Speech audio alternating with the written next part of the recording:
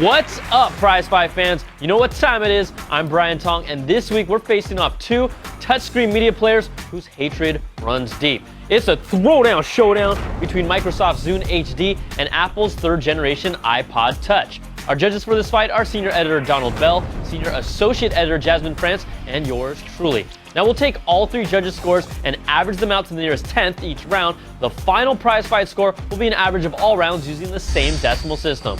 Who will reign supreme? We've got 5 rounds to find out. First round is sexiness. The Zune HD's brushed aluminum back and thin bezel is hot in its own right. It's more pocket-friendly, and its OLED screen has to be seen in person.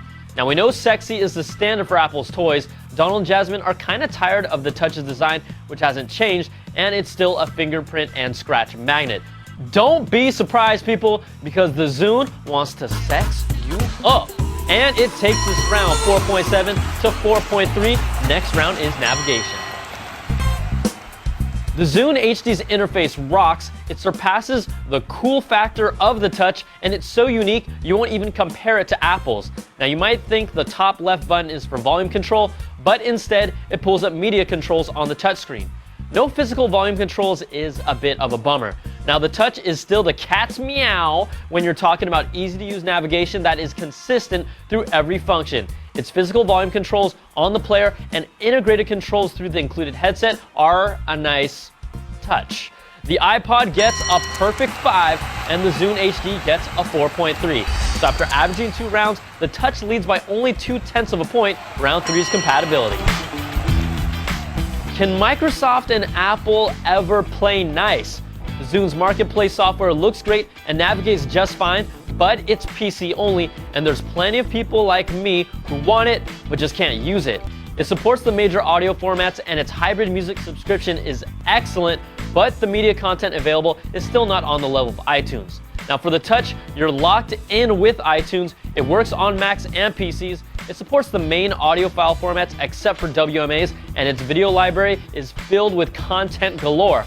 iTunes might be the only game in town, but do people really care since it dominates this space? The Touch takes this round 4.3 to 3. Next round is sound and science. The Zune line has always excelled with top-notch audio quality, and this time is no different. The FM radio with HD tuner is great, and you can watch your HD content on a TV with an additional add-on. The Zune uses Wi-Fi to access its marketplace and social features, which still have yet to take off. But there's no App Store here, and Microsoft says there's not going to be one. Now, the iPod Touch may not have the best sound quality, but do you even notice? It's not only a media player, but a pocket computer that offers the best mobile web browser, email, voice controls and recording, and an App Store that takes it to another level. No EQs on either device makes Donald cry, but the iPod Touch gets a 4.3 and the Zune HD gets a 4. So after 4 rounds, the Touch has increased its lead to 0.5 of a point. It's going to take a big turnaround for the Zune to make this close. The final round that decides it all is value. The entry-level Zune starts at 16 gigs at $219, where the iPod Touch starts at $199 for an 8 gig. Now jump to the 32 gig models, and we're pretty much even around $290 to $300. So if you compare them dollars for gigs, you might say the Zune is a better deal. The Zune subscription service is also great value for $15 a month and 10 free MP3 downloads, but it's still an added cost if you really want to use it to its full potential. The Touch offers so much functionality, and there are plenty of quality free apps that you'll use that has transformed itself to be more than a media player.